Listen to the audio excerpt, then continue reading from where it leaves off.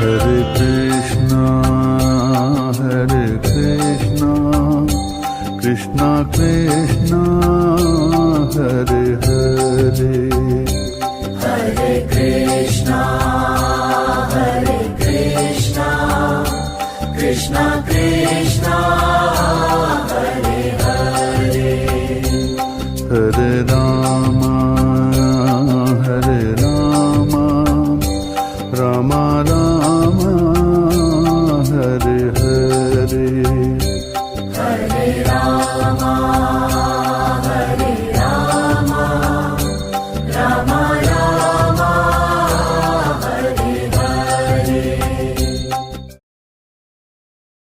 Hare Krishna. Today, 29th of August, nearly 11 a.m. Melbourne, Kaushalananda Prabhu's ashram. Thank you so much for joining us today. My name is Charu Chitranadas and I am from Melbourne Mahaprabhu Mandir. For the past 24 years, I have had the privilege of hosting a radio show on 88.9 Win FM dedicated to spreading the glories of Srila Prabhupada's mission.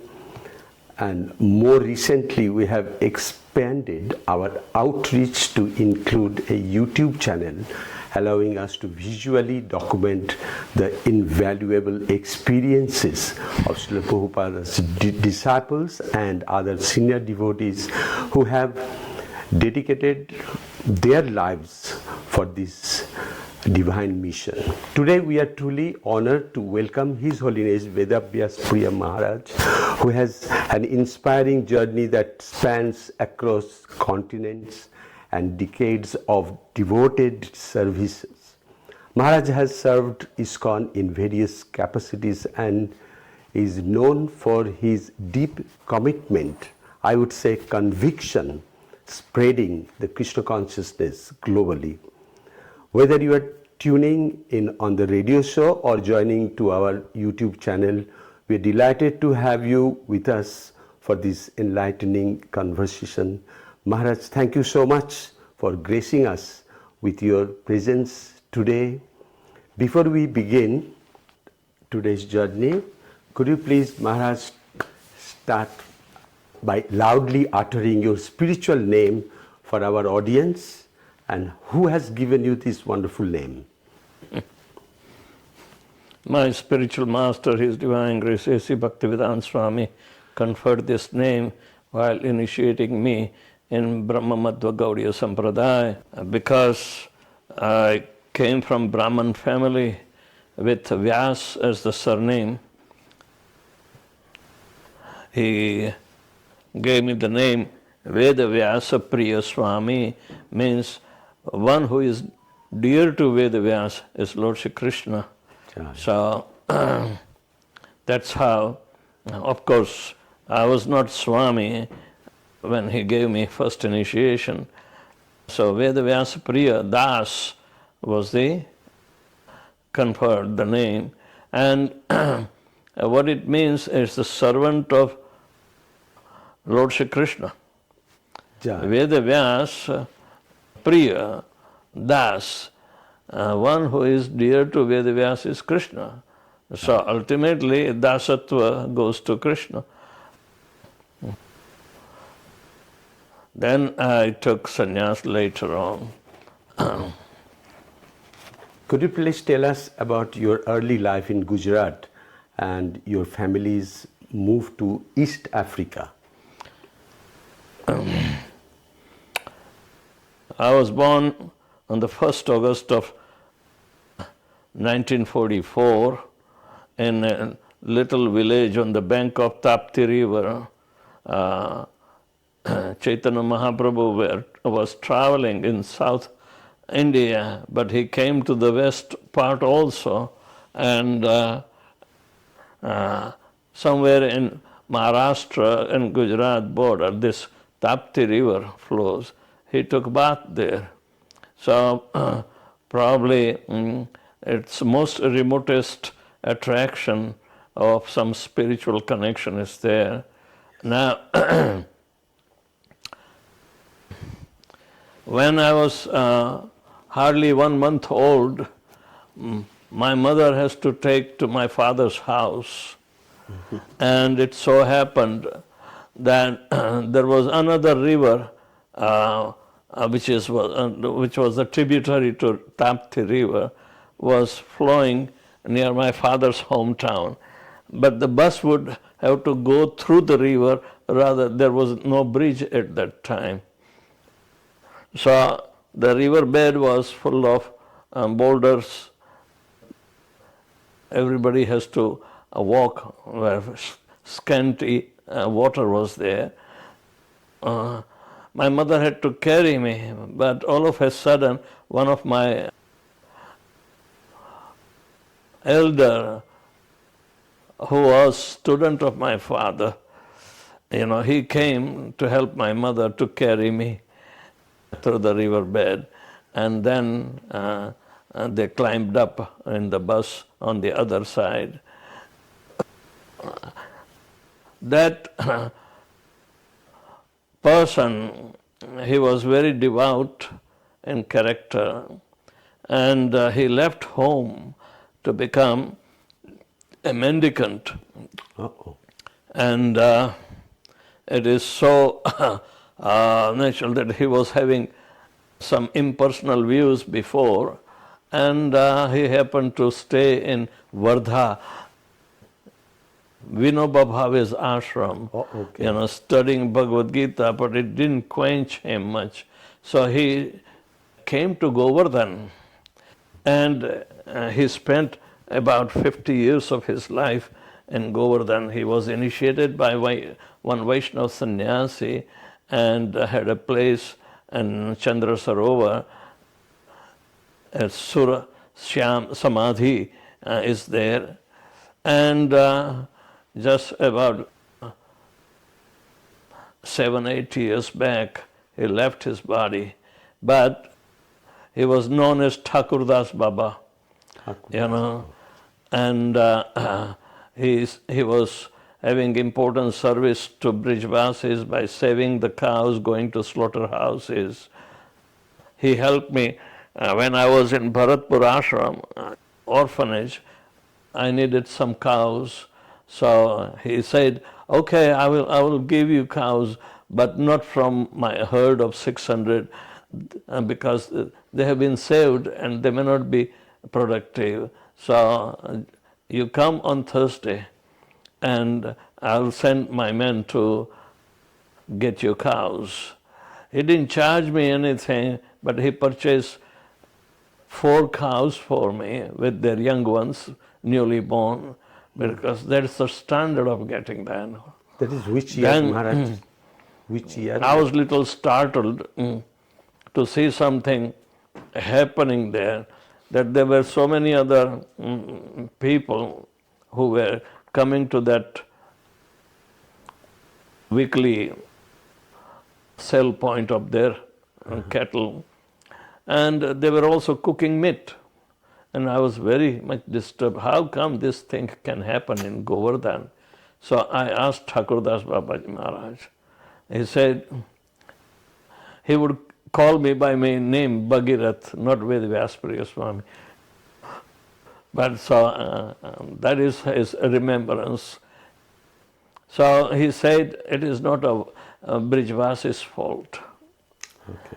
It is not Brijvasi's fault. People come from outside and they introduce and pollute the mind of simple Brijvasis. May they be Muslims, Could be. but they are sheltered by Lord Krishna in the Holy Dham. And we should not cast any aspersion on them. Such activities are the activities of Kali Yuga. And the Dham is there, but we find it in shadow rather than real. Real Dham will appear in the heart and while continuing the devotional process. I was moved by his answer. Actually, whatever we see, the pollution in today's Vrindavan and other, it is due to the influence of Kali Yuga, which brought from outskirts of Vrindavan. Correct. And so I like that answer very much, and He was very well adored in the entire Govardhan area, and he left the body. His samadhi is also there now at Chandra Sarovar, and it was the glory of my hometown. Hare You know. Krishna. But the Maharaj, childhood passed in pretty well, because it was a religious background, and I used to celebrate Janmashtami and Ganeshotsav very happily when I was 6-7 years old. Wow. I would make my own deities from the mud collected from the nearby lake, and everybody in the house, uncles and cousins, they will help me to do that. Moreover, it was devotional art of Rangoli was also developed when I was 10 years old, and I would win the prizes. So the childhood passed very well without much obstacles. But then my father was settling in East Africa. He left in 1954, and we also proceeded after him in 1956. But I had to return in 1959 because I had to do the high school, and there were no high school easily approachable. It was in other towns, so my father sent me to stay and study at my uncle's. So we graduated, postgraduate, and then again I went to East Africa and got into research, biochemistry, and soil science and agricultural chemistry. I became a biology teacher also, and then moved on to USA in 1971. how did your journey as a research biochemist lead you to the Krishna consciousness movement? There is no relation, but there was some kind of finding out something. But when I see contradiction in the research, it says that how could you take the lives of living entities to better human life? That was a question struck to me, and I said, you can't take a life to save a life. It doesn't mean anything. It's a completely wrong notion. So we see all the research efforts remain futile and more or less extent, and sacrificing the life of animals or without any tangible result. It's a waste of life, and it is a crime against the humanity. Maharaj, we have heard a remarkable story about your father finding Srimad Bhagavatam in a garbage bin. Could you please share this incredible journey with us? How did this discovery lead to your father's surrender to Srila Prabhupada and eventually become his disciple? Actually, that was in 1975 when BBT published about 500,000 copies of the first canto, first volume. Devotees were distributing profusely, even without asking money. And some people would not like this kind of a forceful approach, so they would throw in the garbage bin. All right? So during Christmas of 75, my father had an opportunity to go to Rockefeller Center in New York to see the Christmas lighting. There he found Srimad Bhagavatam, first canto, first volume in the garbage bin. So he picked up and brought home. Of course, I read it and I became devotee. But then he followed me later on in 1986 after, and he also accepted initiation and I have to be responsible for him. He did in proxy, so like that, I have to take care of both my parents. Actually, I initiated for second initiation to my mother, and she wanted to worship Radha Krishna very well. So her deities of Radha Shyam Sundar are still being worshipped by one of my disciples in Australia itself. Okay. Could you share your experience of first meeting with Srila Prabhupada? I had darshan of Srila Prabhupada. I was late in the meeting. I heard him, but when Prabhupada comes, so many Indian life members, I was working outside, so there was some delay in my arrival. But at that time, everything was jam-packed, and Tamakrishna Maharaj and others, they don't allow anybody to. He says, stay outside. Uh-oh. So I had to stay outside and simply listen. And but it gave me so much impetus also. Srila Prabhupada came to Rath Yatra in 76 in month of July, and I had darshan of him. At the same time, I heard him giving class. So then it became a quite, inspiring moment. So gradually, I moved in the temple and took initiation and proxy again. And our initiations in the month of July were supposed to happen. For the next consecutive years, Rath Yatra was also planned in New York. So we were waiting, but Prabhupada went back from London itself because of his health reason and did not return. So, but those who were waiting for his initiations were told to get initiated on his behalf with proxy.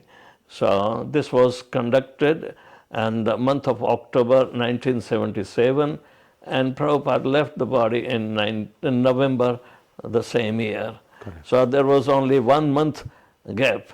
So I was feeling like an orphan. The child is born, but the mother is gone. Correct.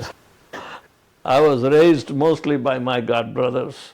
They took care of very well of me, and they set me on spiritual journey. How did your association with senior devotees like Tamal Krishna Goswami and Bhakti Tirtha Swami shape you? Jai. These are exalted devotees. I had some instructions from them and some cordial relationship with them. I had some interactions which were very hilarious and instructive, and so many such things were like a precious storehouse of the memories, and both of them were quite instrumental to shape up my Krishna consciousness. You have held various administrative positions in ISKCON. Which roles were most challenging and rewarding? I didn't have a political mind. So probably I would not be caring much to what is happening in the collaborative efforts of running the ICC, that is called Indian Continental Committee, that we were members, and RGB is Regional Governing Body Commission, that I was also promoted. I was running on a very effective measure, but I was not aware that there are vested interests of some devotees would be there, and that could keep a groupism. Of course, everywhere in material affairs, these things are bound to happen, but I was not much interested. I would like to, see the interaction of the devotees on personal basis, and somewhere favored. They realized, my services now, but at the same time, I didn't have any grudge because I wanted to relieve myself in the spiritual precepts, because they are stumbling blocks in our spiritual growth. So such events and happenings or the way of administration, that may be like a thankless task, dirty job. So it is digested by whoever is having the desire to it. But I had a different mindset. Generally, a Brahman boy doesn't go or involve into politics. Rather, his attention is on the supreme absolute truth, which will be requiring such service that all such experience will be valuable to become resilient of that. Exactly. Because material world is very treacherous. So I had my education, which will be making more stronger and productive in spiritual precepts that we have been given. I would like to share with you how I became very attracted by your quality of understanding Srila Prabhupada's books and teachings and his.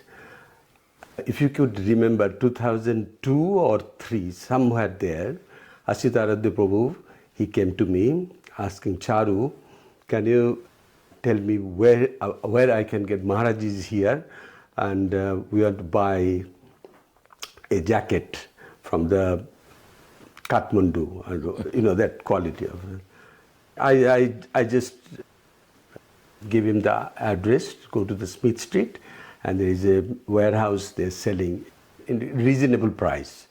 So he went there along with you, and he was, and he's showing you, this is the male section, this is the female section.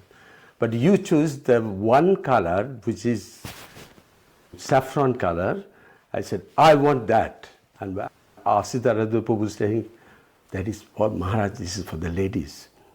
And your answer is, I am not a male, I am not a female, I am a spirit soul. And this I never forget. It's 2024, I still remember that you had a quality of understanding Srila Prabhupada. We read the Prabhupada's books, but how many people are following this? Isn't it? Since 1998, you have been serving as an initiating spiritual master. How has this role evolved over the years? I have been informed. We had to go through certain procedural, requirement protocol, and that was fulfilled. And they scrutinizingly, checked out back and forth. Then they approved. Could you share some memorable experiences from your worldwide preachings tour? Surely. I was little fearful preacher. When anybody talks without foundation of philosophy and our shastras, then I would, churn him up like anything. And either he admits that he's wrong, Otherwise, he would stop preaching or going somewhere else to spoil the nature of the people. So, when I was in even Bharatpur running an orphanage, I was also running ISKCON center there with my Radha Shyam Sundar deities, and that orphanage was filled with all different paths. Even Jainism would be there, even Sikhism would be there, even you name it. Correct. And it's what a hodgepodge. And I turned the table around and made it Krishna conscious and tried to chastise even those who are obstinate. These people have no idea. They think everything is the same. Without any foundation, they make their own philosophy, which was really turning me up against them. And I will take all necessary precautions not to offend them, but at the same time try to convey the real. So they will ultimately get defeated, and Krishna consciousness would be accepted even in the innocent mind that make at least the youngster mind to understand.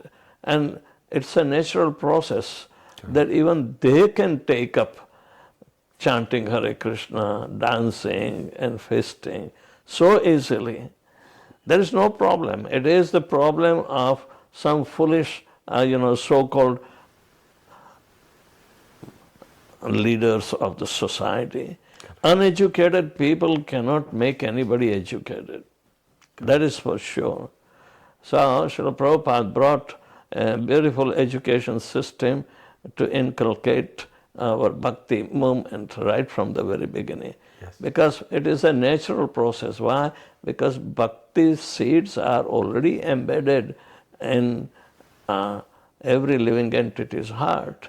It is to be Shravanadi Suddha Chitte Karilo Nitya Siddha Krishna Prema Sadhya Kabu Nahi Shravanadi Suddha Chitte Karilo.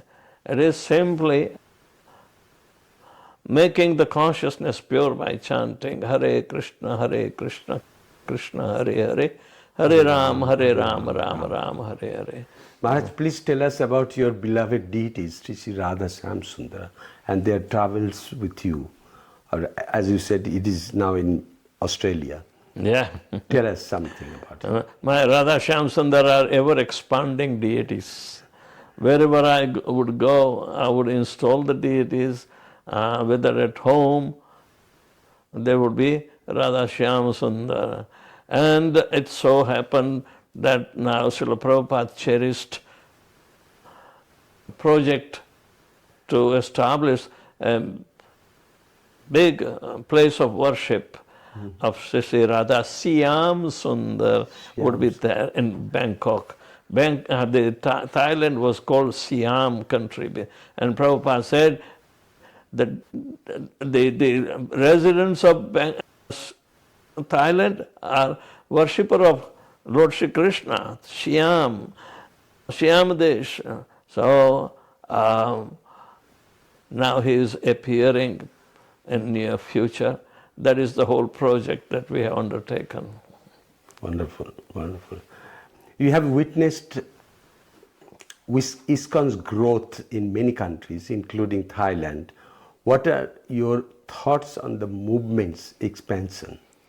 The movement is predicted by Srila Prabhupada, protected by Srila Prabhupada, still, and spread by Srila Prabhupada is going on by his unfathomable mercy all over the world, and more. So all the credit goes to Srila Prabhupada and nobody else.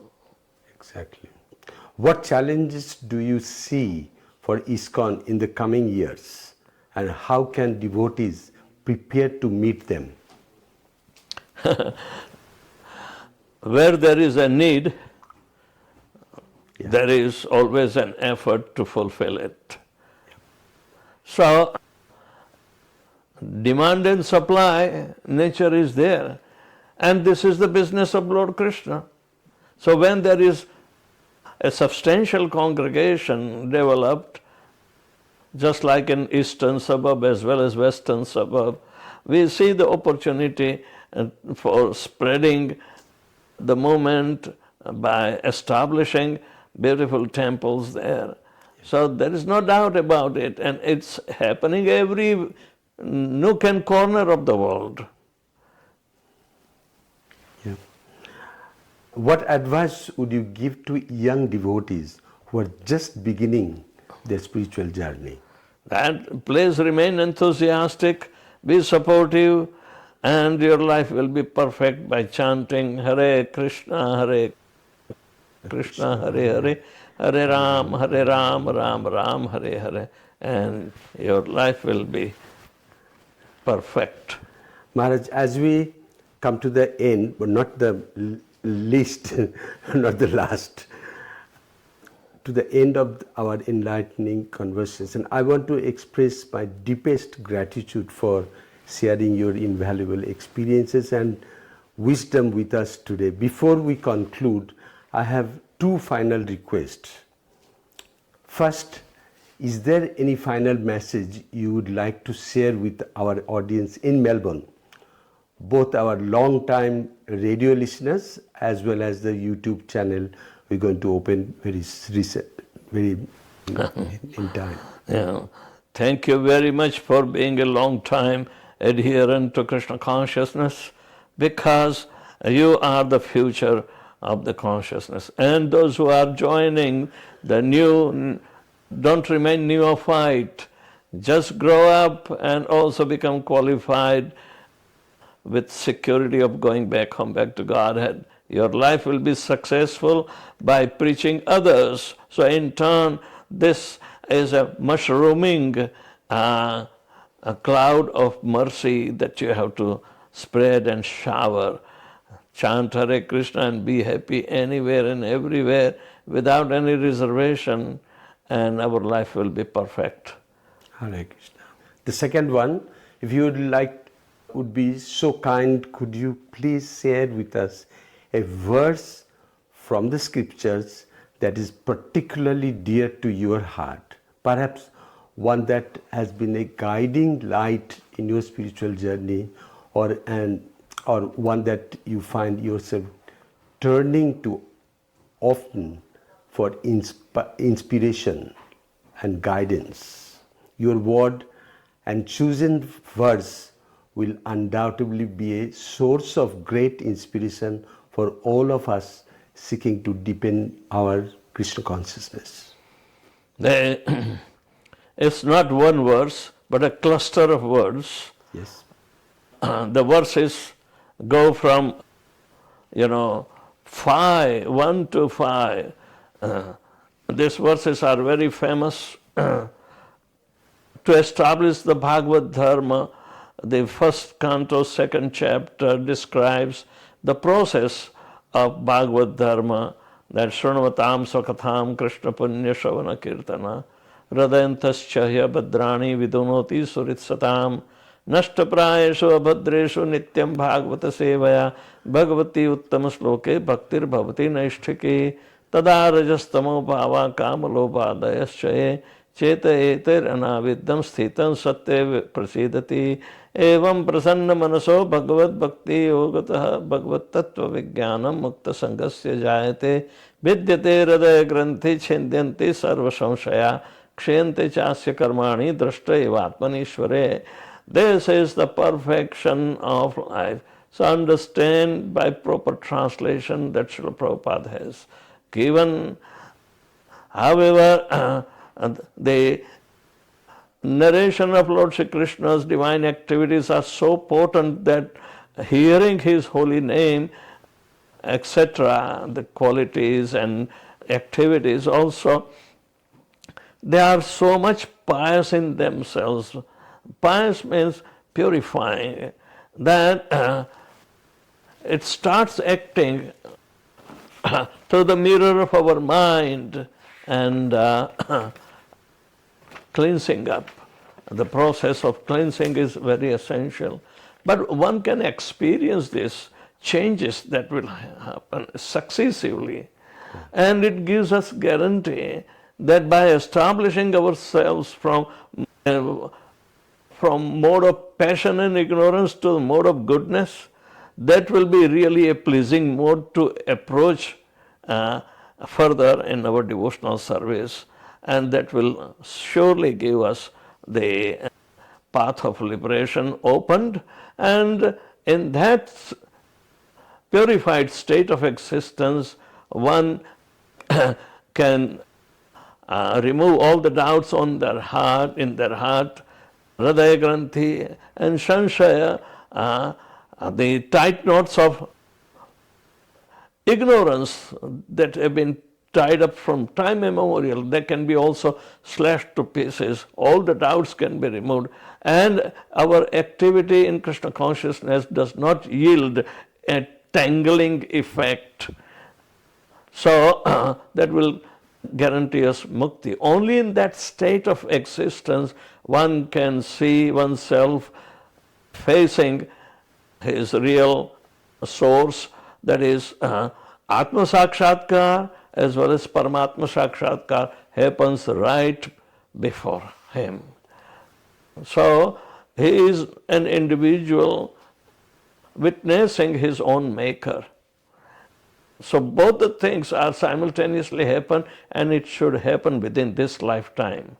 Otherwise, those who are bereft of this Atma Tattva, they have to get sure defeat in the material life, and hence their life will be spoiled.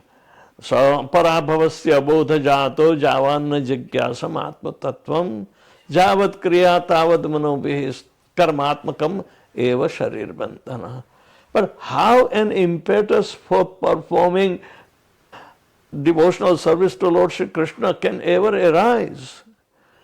And Prahlad Maharaj is replying, Nate vidhu swartha gatim hi Vishnu durashayaye bahirarthamanina andhayatha andhair upaniyamana tepishu tantraya damni baddha matim na krishne swataha parato va midhobi baddhet grahavratanam adanta gopi vishatam tamishram punah punascharvitam charvananam and naishamatim tavat urukramangrim. Where anarthopashamam yadartham, for the purpose that all our anarthas have ever removed, that is for seeing the clarity of our Lord in the heart, who will be more merciful. So as long as if we don't have an inclination to purify ourselves, that intelligence to repose on the Supreme Person will never arise. While Mahiyasham yadi padarajobhishekam nishkinchananam na vrinita javat. Mahiyasham, the great souls whose dust of his lotus feet can be smeared upon our head, but Nishkinchananam, they are Nishkinchan, means they are so much detached from this material world that Navrinita Javat, if they are not served or pleased, and they cannot somehow or another merciful, you will not be able to take such dust. So where is the possibility to get the Matim Krishna? It will never arise. It's by the mercy of the great sadhus like Srila Prabhupada and anybody who has taken the dust from his lotus feet, they are revealed the ultimate goal of life, and not only revealed but also achieved. There are many devotees who achieved, and Srila Prabhupada was also glorifying them. So there are stalwarts within our movement. We must emulate their contributions by perfecting their life in Krishna consciousness. Thank you. Hare Krishna. Maharaj, it was wonderful journey. With your kind permission, I would like to conclude our conversation. I would conclude our conversation by offering a short poem I have prepared in your honor as a belated Vyas Puja offering. Because Vyas Puja time, all the devotees are very busy and serving you. But I prepared myself, but I couldn't have a chance. Now I am going to say you. In the heart of Gujarat, a soul took birth, a beacon of wisdom spreading joy on earth. With strong conviction and a heart so pure, Vedavyasapriya Swami, your teachings endure. From sacred scriptures, your journey began, guided by faith, a devoted man. In lands afar, your light did shine. You are inspiring many hundreds on the path divine. With love and grace, you lead the way. In service and devotion, we humbly stay. On your 80th Vyas Puja, we honor you, a spiritual guide forever true. To your lotus feet, my humble obeisance I send. With endless gratitude and devotion, my heart will always tend. Blessed be Maharaj with the art of conviction to walk the sacred path with unwavering dedication. I hope this beautifully conveys your sentiments. Hare Krishna, Krishna Krishna, Hare Hare, Hare Krishna, Krishna Krishna, Hare Hare, Hare Rama, Hare Rama.